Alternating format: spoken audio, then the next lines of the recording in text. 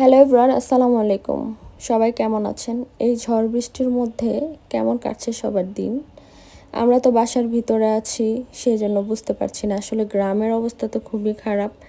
যাদের বাথরুম, রান্নাঘর সব কিছু বাইরে, তাদের তো খুবই খারাপ অবস্থা। সব কিছু করার জন্য বাইরে যেতে হয়। আমরা তো বাসায় টের পাই না ওরকম। তারপরে আর কী করবো, আজকে যেহেতু সাফওয়ানের বাবা বাসায়, তো সেই জন্য আজকে রান্না করছিলাম খিচুড়ি। তার খুব পছন্দ খিচুড়ি। দেখা যাচ্ছে যে একটু ঠান্ডা থাকলেই সেই খিচুড়ি খেতে চায়, তো সেই জন্য কিন্তু খিচুড়ি রান্না শুরু করে দিলাম।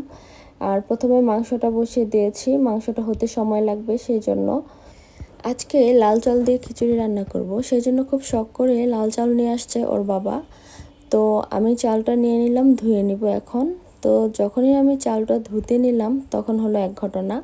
পুরা চাল থেকে লাল রং উঠে চালের কালার একেবারে সাদা হয়ে গেল। আমি তো পুরাই অবাক যে এত বড় বাটপাড়ি মানুষ কিভাবে করে। চালটার মধ্যে এক পরিমাণও বিন্দু পরিমাণও কালার আর রয়নি, পুরা কালার উঠে নর্মাল চালের মতো হয়ে গিয়েছে।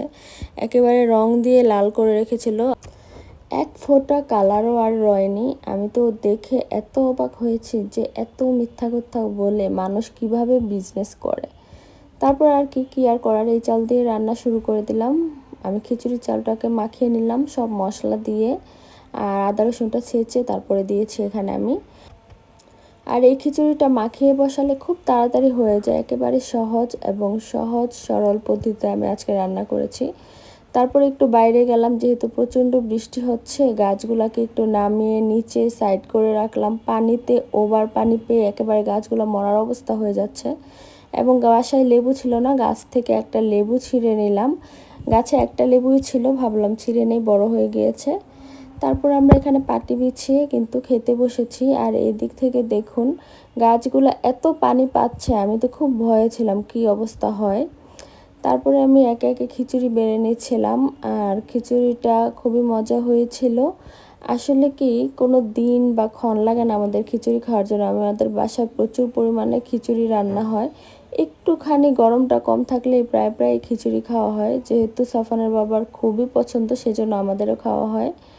আর এদিক থেকে দেখুন এই বারান্দায় আসলাম, যে গাছের কি অবস্থা। এই বারান্দাটা পরিষ্কার করতে আমার খুবই কষ্ট হবে কালকে, যেহেতু এতটাই বৃষ্টি। কালকে আমার যে কি হবে এই পরিষ্কার করতে বারান্দা।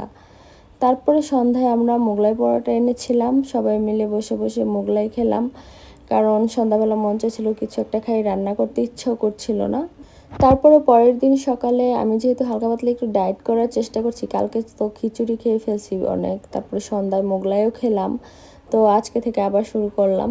এখানে বিটরুট আর টক দই নিয়ে, এখানে আমি কিন্তু বিটরুট আর টক দই দেওয়ার জন্য একটু বাগার দিয়ে নিচ্ছি জিরা, রসুন আর মরিচ, এবং সেটা দিয়ে দিলাম এখানে টক দইয়ের উপরে। এবং এটা আমি অবশ্যই বাটার দিয়ে করেছি, এবং এটা ভালো মতো নেড়ে চেড়ে মিশিয়ে নিচ্ছি। আর এখানে আমি দিচ্ছি একটু জিরা গুঁড়া, চাট মশলা, আর এখানে আমি কিন্তু একটু পরিমাণ ওটসও দিব। তো এটা খেতে আমার কাছে মোটামুটি লাগে, ডায়েটের খাবারগুলো এমনি তো আমার ভালো লাগে না। এখানে আমি চিয়া সিডও দিয়েছিলাম। চিয়া সিড আর ওটসটা আমি আগে একটু ভিজিয়ে রেখেছিলাম এবং এখন মিক্স করে নিলাম। আর এখানে চাইলে আমরা কিন্তু 1 চামচ হানিও দিতে পারি, তো আমি দেইনি আজকে। আর এদিক থেকে আমার গাছগুলো একটু একটু কিন্তু গোড়া থেকে এক সাইড দিয়ে উঠে গিয়েছিল, এগুলোকে আমি উঠিয়ে কোনো একটা ডালের মাধ্যমে কিন্তু ভালো মতো দাঁড় করিয়ে দিলাম। গাছটা, আমার গাছের ফুলগুলো সব ঝরে গিয়েছে। আমি তো আপনাদের পুরো অবস্থাটা দেখাই নাই, অলরেডি আমি মুছে ফেলেছি, মাটি দিয়ে পুরো ভরে গিয়েছিল। আর এই গাছটার অবস্থা খুবই খারাপ। আমি 2টা বারান্দা পরিষ্কার করার জন্য মানে ভিডিও কি ধরবো, আমি মোবাইলটা রেখে শুধু কাজে লেগে পড়েছি আজকে। আপনাদের সাথে আসলে শেয়ার করা উচিত ছিল যে কি হয়েছিল আমার বারান্দার অবস্থা, কিন্তু আমি মোটামুটি পরিষ্কার করে ঠিক করে ফেলার পর আপনাদের সাথে একটু শেয়ার করলাম। গাছগুলো, প্রত্যেকটা গাছ পড়ে গিয়েছিল। এই গাছটার অবস্থা দেখুন, এটাও ভুলে গিয়েছিলাম। এই গাছটা বেঁকে পড়ে আছে, এটাকে আমি এখন সোজা করে রেখে দিব।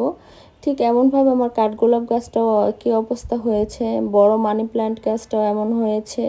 আমি গাছগুলোকে চেষ্টা করেছি যে মোটামুটি সাইড করে রেখেছিলাম যখন ঝড় হয়েছে। শুধু তাই নয়, কিছু গাছ তো আমি বাসার ভিতরে এনে রেখেছি, ভাগ্য ভালো, না হয়তো ওই গাছগুলো একেবারে অবস্থা খারাপ হয়ে যেত। তো তারপরে আজকে গুছাতে গিয়ে তো খুব কষ্ট হলেও আমার গাছগুলোকে আমি যখন পুরো গুছিয়ে নিয়েছিলাম, এমনিতে গাছগুলো কিন্তু বৃষ্টির পানি পেয়ে পাতাগুলো ধুয়ে অনেক পরিষ্কার হয়ে গিয়েছে, কিন্তু মাটির অবস্থা একটু খারাপ। এগুলোতে আমার আবার সার দিতে হবে, যেহেতু প্রচুর বৃষ্টি হয়েছে সেই জন্য মাটির সাথে কিন্তু যে খাবারগুলো ছিল সেগুলো পানির সাথে ধুয়ে চলে গিয়েছে।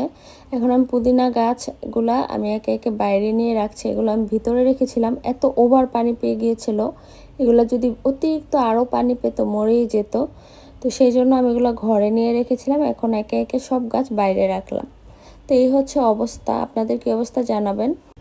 তারপরে এই তো গুছানোর পরে এমন অবস্থা, কিন্তু আমি আপনাদেরকেও তো মানে বিধ্বস্ত অবস্থাটা দেখাইনি, কারণ যখন আমি এতটা বিধ্বস্ত অবস্থা দেখেছি বারান্দার, তখন মানে আমি আর কিছু চিন্তা করি নাই যে ভিডিও করতে হবে, তখন আমি শুধুমাত্র কাজে লেগে পড়ছিলাম, কারণ কতক্ষণ আমি বারান্দাটা পরিষ্কার করবো সেই চিন্তা ছিল।